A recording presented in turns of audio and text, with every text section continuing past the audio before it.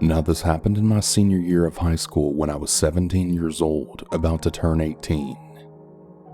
I'm a 5'3", 90-pound female who, from a very early age, has been lusted over by much older men.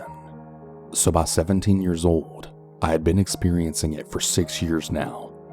So by that age, I was already very used to the really creepy gazes that I would randomly receive out in public.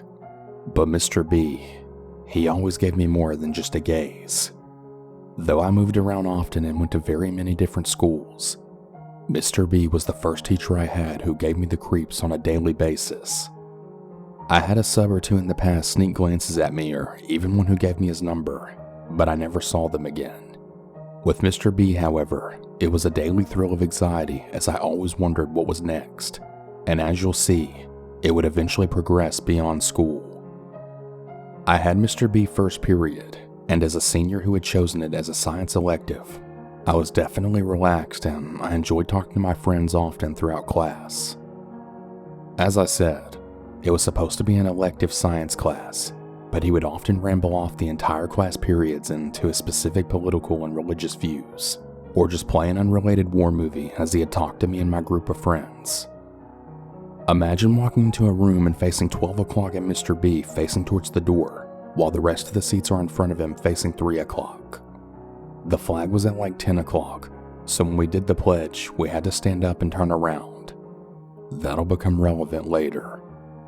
With the way the seats were, I sat almost directly in front of him, slightly to his right at the back of the class. For whatever reason, he would often intervene in my group's conversations, but no one else's. He would comment on our appearances, which we would always share really blatantly weirded out looks at him. My main 2 friends and I were the weird kids, so all 3 of us were all pretty much in black. I had long red hair, light blue contacts, piercings, and often wore super tall heels. He would always compliment me and tell me how much older I looked, and as the awkward person I was, I would kinda just laugh and thank him and keep my eyes down. Soon during the pledge, he would scoot almost 5 feet over towards me that he could genuinely have his entire left side pressed against my right side as we did the pledge. He would often keep glancing at me and smiling at me as he would do it, sometimes leaning on me so much that I would almost topple over. But because of the design of the room, as I explained before, this left the entire class behind us, and with them all completely able to see this going on. It was because of this that I somehow justified it in my mind that maybe it was okay. I mean, if it was really a big deal, he wouldn't be doing it in front of the entire class like that, right? But it would continue to progress. The pledge thing became a daily occurrence, and even though my friends thought it was weird, they really liked Mr. B. I mean, we had virtually no work in that class, so I just kept my thoughts to myself. He began having us do these really super basic posters because he said it needed some assignments to put in, and as we pushed the tables into groups of 4, with everyone leaning over and working on them, he would slide his body against mine, completely pressed against me for way too long, letting his hand linger on my lower back as he passed. Or sometimes while we sat in class watching all the videos, he would tend to pass me and stop behind me, resting his hand on top of my head for a moment and then running his fingers all through my hair, before then returning to his seat. The first time he did that, I actually completely froze and whipped my head around in disbelief, but no one else noticed and he had this really weird smirk on his face. I had so much other stuff going on with me beyond that class with him that I didn't really think about it that much at first. But then Mr. B began staring me down in the hallway, to the point that my own twin commented on it before I even told her everything that had been happening. It was only when she said that when I told her everything. She agreed that what he was doing wasn't right and that she got bad vibes from him as soon as she saw the way he looked at me. But the looks in the hall or even the touching in class wouldn't have made me post this here. It's when I began seeing him more outside of school that he caught more of my attention. So I worked at a gas station by myself after school right down the road from the high school, and often until close, and I would also be there on the weekends. As I said, I talked to a few of my friends in the class, and I think this is how he found out so much about me. On the very same day that my job got brought up during class, Mr. B showed up at my gas station later that afternoon, filling up his pump. As the bell chimed when he strutted in the gas station, he smiled wickedly at me from over the counter and asked me a ton of questions. how I liked working there, if it was safe, if I got asked out a lot, etc. I frowned at the latter question, and I told him honestly that a lot of creepy men were constantly hitting on me. I unblinkingly stared at him for a moment, trying to get my point across, but he didn't notice. He was full on leaning over the counter with his elbows on the counter looking at me when one of my regulars then walked in. He immediately straightened and he told me he'd see me tomorrow. My regular approached with raised eyebrows in question as I just rolled my eyes as he asked, an admirer? I snort and reply flatly, no, he's my teacher. To which the guy makes a pained face and wags a finger at me as he says, you be good now. You don't want anyone losing a job for you. Before I can reply something snarky back, he walks out laughing. Mr. B began to frequent the gas station pretty much weekly, and he would stare at me shamelessly with that same smirk every time. He would ask me about college, where I was going, what I wanted to do, pretty normal questions. He would also brag to me about how much he loved playing guitar, and that sometime I should check out his band, and that it seemed like my type of music. And every time he came in, he would look to the left, then to the right, stare down at me, and then dramatically ask, do you know all the things that could happen to you alone in here? I would assure him that I was safe and that I had a baseball bat and a panic button, to which he'd just shake his head and then say, that wouldn't stop me if I really wanted someone. He would come so frequently that at one point during the weekend, one evening my stepmother was there, unbeknownst to him, and he then came in and said something like, do you know just how much trouble a girl like you could cause a grown man? And then referencing the song playing on the radio, he added, you make a grown man cry. To which my stepmother stepped out of the back and snapped, excuse me? What does my daughter do to grown men? To which he paled and stumbled over his words, apologizing, and said that she misheard him, and without further explanation, he then left, giving me a look. My stepmother badgered me about it until I explained that he was one of my teachers, and she got a really serious look, then asking, really, Vic? Your teachers too? To which I quickly said back, I don't know what to tell you. He's the only one who hits on me. And the topic was dropped from there. When Monday came, Mr. B had asked me if that was really my stepmom, to which I then said yes, and he laughed and said out loud enough for the whole class to hear. Not a great first impression, I have to admit. Things just continued to progress throughout the year. Seniors got out close to a month before the rest of the school, so with only a few days left, I was really enjoying the time I had left with my friends in that class, especially since they wouldn't be graduating yet. To get my scholarship, I had to do community service hours, and one thing I did towards earning those hours was being the captain of a Relay for Life team. I didn't make the shirts, but because my shirt had captain with my last name on it, Mr. B began darkly saying, "Oh Captain, my Captain," anytime I passed him, and he'd laugh. I was selling baked goods with my team at a small motorcycle festival in my town. It had monthly car shows and alike that we do this at, so I mean, it's not really as weird as it sounds. Anyway, at my last event, there was Mr. B with a group of 4 other men looking to be around his age. He was holding a beer and was staring at me before I noticed him. They all began blatantly calling out for me, and Mr. B just smirked and watched me. The rest of the day, he and his friends just stared at us, and when my friend and I had to go get change, he and his friends were just staring us down like prey, loudly hooting and laughing. I turned to see them all with eyes trained on us, Mr. B with the same wicked look. On our way back with the change, he ushered me over, but with it getting dark and him being with a group of men that I didn't even know, I just blatantly shook my head no and kept glancing back as I headed back to my stand. I could hear them all laughing so hard at that. It was finally my last day of high school a few days later, so I was really elated to finally be free. I'm going through my shift after my last day of class on autopilot, when I then hear the sound of a motorcycle engine. I had been restocking the shelves when I heard it. Now, I had a crush on one of my customers who rode a bike, so I immediately got excited thinking it was him. My face must have dropped dramatically as Mr. B then walked in, only feet away from me. "Jesus, Victoria." Just because I'm not your teacher anymore doesn't mean you should look so sad. I just shake my head embarrassedly, apologizing, hoping someone else will walk into the gas station to diffuse the awkwardness of this conversation. I try to scurry around him to get behind the counter, but he steps in my way and actually reaches towards my face, pulling on my head to try to make eye contact with him. I step backwards, almost falling into the shelving as I do.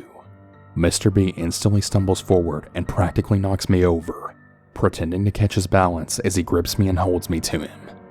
He holds me there for a moment as I push away, trying to get him off. Mr. B is easily almost a foot taller than me, and he then smiles down at me, then saying, "Not so tough without those killer heels on, huh, little girl?" It's when he asks that I can practically see unsurety of what to do next across his face. He pulls me back and studies me, and as cowardly as it sounds, I'm frozen in place, unable to pull away. He moves his hands from my wrist up to my shoulders, and then lightly shaking me and whispering, "Really bad things will happen to a girl like you in a situation like this." And with that, he lightly pushes me back, and I scurry back over to my counter. And after a really long silence of watching me, he laughs and leans over the counter again, and finally orders $1.69 worth of gas onto a pump, even though he's not even pulled up to it. And as I hand him the receipt, he holds onto my hand, not letting go. He then says, "My first name is Ryan. If you ever want to message me on Facebook, we could listen to music and have some fun. And you," he says, looking me up and down, "be safe, Captain Red. You never know what can happen." He laughs again and actually squeezes my hand before walking out and revving up his bike. He looks at me through the glass door and actually has the audacity to blow me a kiss. He never got the gas. I was really afraid that wouldn't be the last of him, but it was. He came off and on during the summer before I left, but I worked the evenings and we were so busy we actually had 2 people working at a time, so he never said anything provocative ever again. Looking back, I really wish I would have said something. But so many people liked him, and as I said before, he would make it seem okay by doing it in front of the class. He only focused his attention on me in that class, and I don't know why. I wasn't even the best looking girl in the class. I haven't been back to that area since I moved for college a few years ago, and I really don't know if I'll ever go back, because I met so many creepy people there. From what I've been told, he never went to that gas station again after I stopped working there. I know this doesn't sound that bad, but when it becomes something that I had to stress about every single day, and then seeing him randomly at work and elsewhere, it becomes unreal. So Mr. B, I really hope you never did that to anyone else. Please keep your hands to yourself, and seriously, I never ever want to see you again.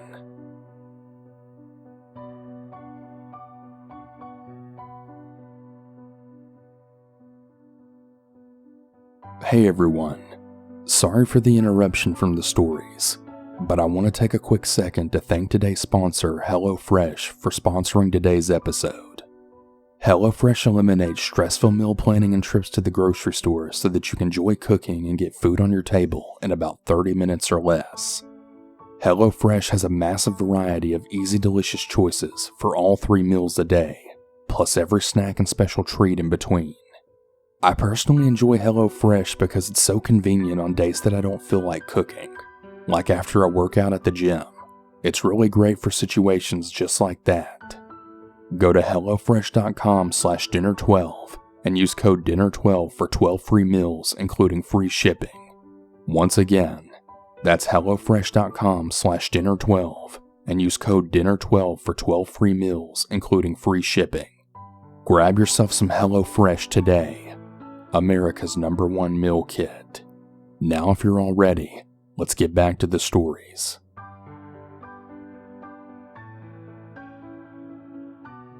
The story is told from the perspective of a male. Back when I was a sophomore in college at a college in Ohio, my friend and I were invited to a girl's house to drink a few cold ones. We weren't old enough to go to the bars yet, so we had said why not and then headed over. I should mention that back in the neighborhoods behind campus where the majority of students live, is really notorious for people getting jumped and mugged late at night. However, my friend and I were in really great shape and we were the typical college meatheads, so we didn't really worry about this too much. Anyways, we get there with our typical 24-pack of Natty Light and see there are 4 girls but no guys sitting on the front porch. Pretty good ratio if you ask me. We threw our beers in the fridge inside and then joined them on the front porch. The beer was flowing nicely that night and we were all having a really great laugh. It was really shaping up to be a really great night. It had been about 2 hours and I was pretty buzzed, but I wanted to keep it going. I announced that I was going inside to grab another beer and my friend said he would go with me. I can't really remember what we had said inside, probably just who we wanted to take home for the night, but we were literally inside for not more than like 30 seconds. We step outside and literally all 4 of the girls are all crying. One of them was laying down by the sidewalk. We asked them what happened and they had then indicated that about 4 guys with their face covered had actually ran up on them and robbed them. They apparently had airsoft guns and when one of the girls wouldn't give her purse, they dragged her down the steps until she let go of it. My friend and I were so pissed off that this happened right under our noses. These guys must have been hiding and watching us for a really long time and were waiting for the right opportunity to have the girls alone. I can't really say how this would have gone if we were on the porch when this had occurred, but I'm sure there would have been a fight. The cops were called and they took all our statements, but of course never heard any follow-up. The girls all canceled their cards shortly afterwards and they had to get new everything, which is a real pain in the ass. A lesson learned with this is to never leave females alone late at night in that kind of environment. I actually got my own sister pepper spray and a stun gun when she went off to college, just so something like this never happens to her. So did the 4 cowards who waited till I went inside to attack the women. Be very glad we never met.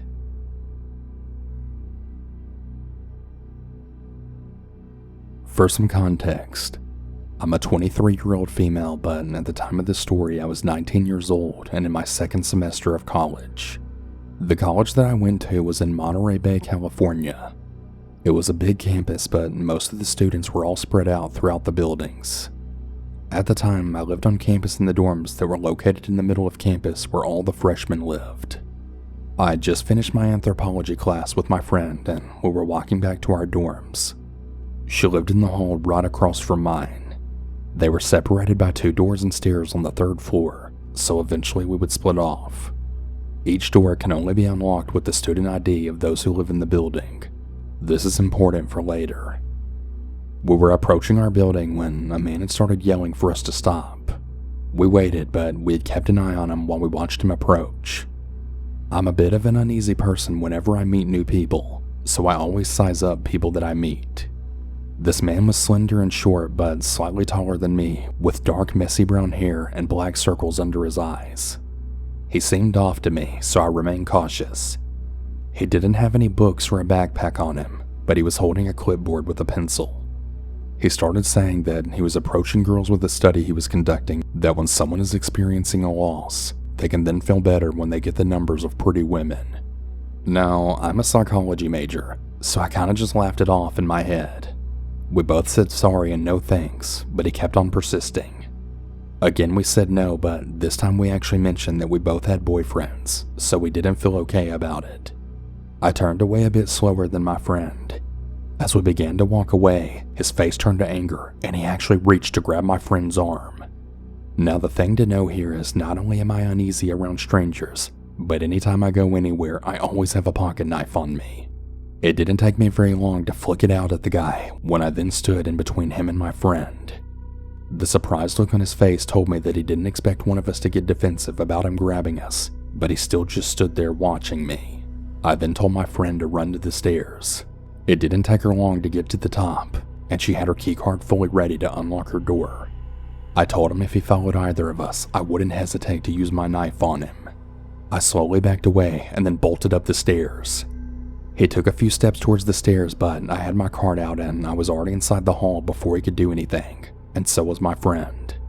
When I finally got into my dorm room, I slid down my door and then just shook for about 15 minutes. I eventually made my way to class and I explained everything that happened to my professor. She told me to email my RA and have my friend do the same. After class was over, I went straight to my room and sent the email. My friends and I decided from that day on that we would always walk together everywhere. Nobody went anywhere alone. 2 days later, there was a school-wide email alert. The guy that had confronted us wasn't even a student at all. He had apparently been stalking girls to their dorms and then trying to get into their rooms. University police were looking for him, but to my knowledge, he was never found. I never went anywhere on campus alone without a knife, and my friend got pepper spray so that if I wasn't there, she had something to defend herself. I don't want to even imagine what would have happened if I wasn't prepared, or if either of us was alone. I just don't want to think about it.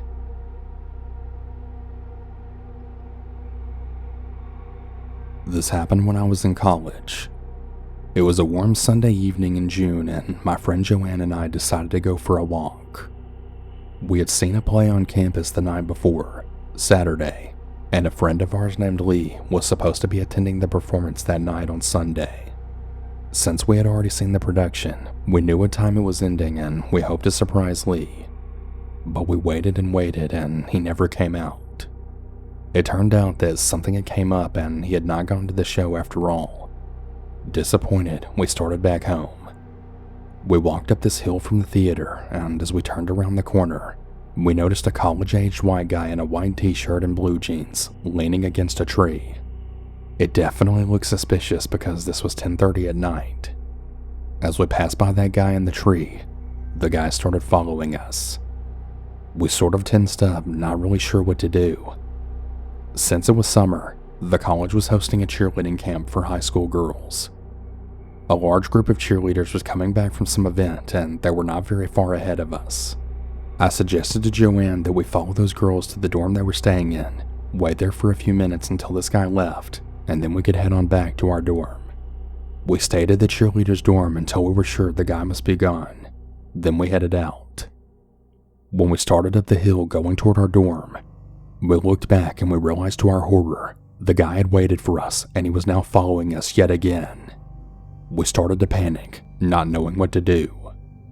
There was a part of our walk where we had to pass by dorms which were unoccupied since it was summer.